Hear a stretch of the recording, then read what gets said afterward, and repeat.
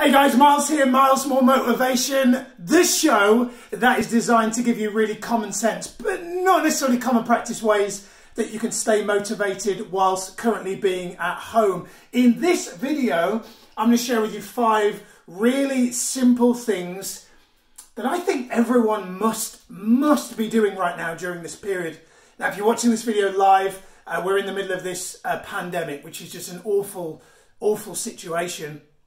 And I think one of the really kind of invisible problems that a lot of people maybe are not currently aware of, but will creep up on them if they don't pay attention, is kind of mental health. Now, a lot of people think of mental health that there's a select few people that experience mental health issues. You know, several years ago, I left the job and started working on the dream of working from home. And that dream, frankly, started to turn into a nightmare. Because I went from working in a job, working around people, to working in isolation. And those of you that are watching this video live know more than ever, we're all experiencing that, right?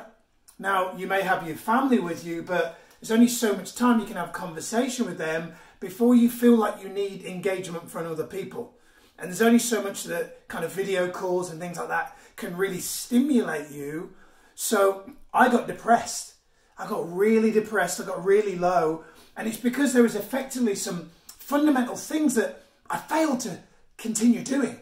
You know, I always say exercise is common sense, but it's not common practice.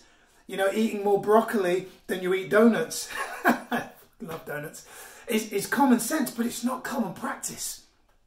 You know, so in this video I'm going to share with you 5 ways that while you're working from home at time of watching this video, if you're watching it live, 5 really simple ways that you can be more effective while working from home. So the first one, number 1, is you need to know your outcome.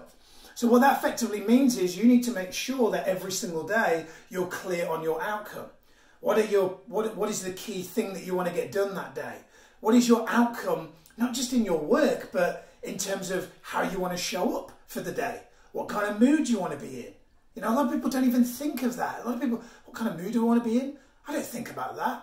But what's amazing is if you've ever had a bad mood, the only reason that happened is because you weren't intentional with your mood. You didn't set an outcome for your mood. And now more than ever, working from home, it is so important that you know your outcome for the entire day and not just your work. Number 2, you need to commit to 3. Now, this is an app that I downloaded. It's on the Android and the Google and the Apple Store. Highly recommend it. It pretty much, you get the gist of it already, right? It alludes to the fact that when you're working, you only ever commit to 3 activities. Now, my wife is a primary school teacher, and she told me a really funny story of her head teacher, which will remain nameless, obviously, who kind of sent out this long agenda for all the staff for the day while working from home. And there was this kind of immediate overwhelm from the staff. And I said, I'm not surprised because, you know, it's amazing how little we get done often when we set a to-do list. Have you ever done that? Have you ever set a to-do list and then just kept adding things to it and then you never actually complete it because you keep adding to it? The purpose of commit to 3 is so that you only ever commit to 3 things. And you ask yourself the question, if I could only get 3 things done today, what would those 3 things be? Like, if I could literally only achieve 3 working things today, what would those 3 things be?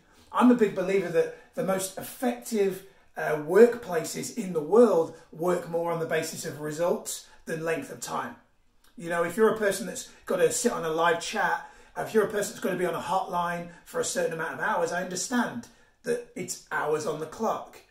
But if you're a person that's in sales or in marketing or something like that, then I believe that it should be more about the outputs that you're aiming for, which comes from focusing on the primary activities. So the second thing I want you to think about is, if I can only do 3 things in a day, what would my commit to 3 be?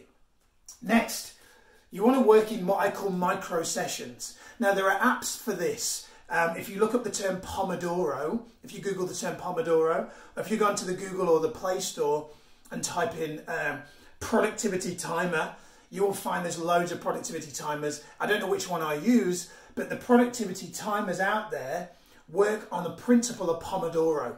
And what Pomodoro effectively means is that you work in short, fast bursts of time, and then you give yourself a break. So in my particular productivity timer, when I'm sat at my laptop, I work for 15 minutes. So literally this thing is ticking at me like a time bomb ready to go off. I work for 15 minutes and then I have a 3-minute break. And in that 3-minute break, there's 3 key things that I do. Number 1, I drink some water. Number 2, I get up and walk around. And number 3 is I do some form of calming breathing. And I do some kind of energizing, kind of like Tony Robbins breathing, right? So I peak my state from a calm to an intense.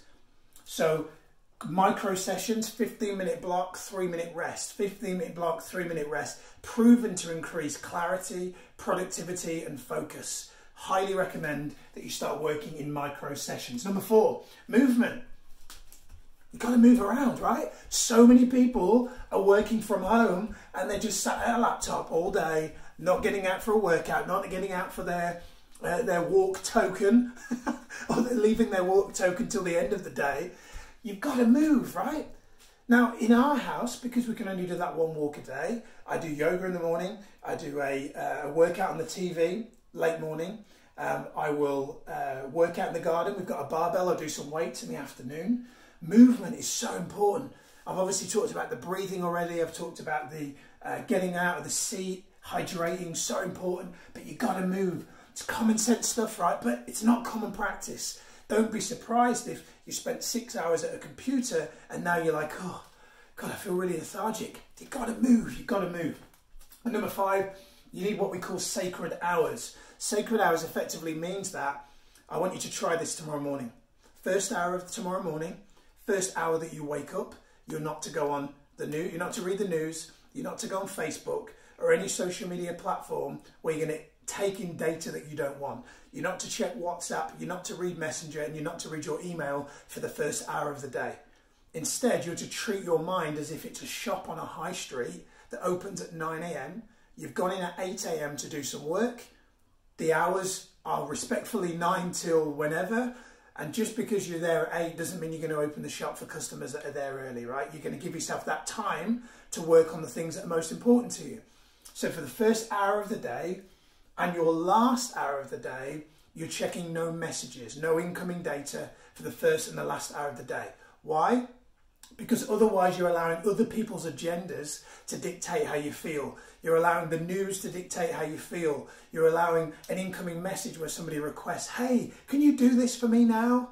You're allowing that to distract you at times when you should be either allowing yourself the gift of waking up properly and setting yourself up for the day with exercise, with meditation, journaling, being present with your family, whatever it is you do.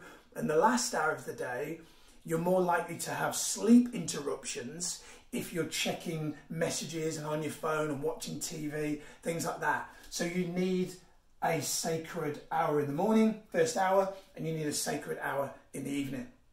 So that's it. Common sense, but not common practice. 5 ways that you can be more effective while working from home in the current situation. I hope you found this video useful. If you have, feel free to go ahead and share the video, and I'll see you next time. Take care.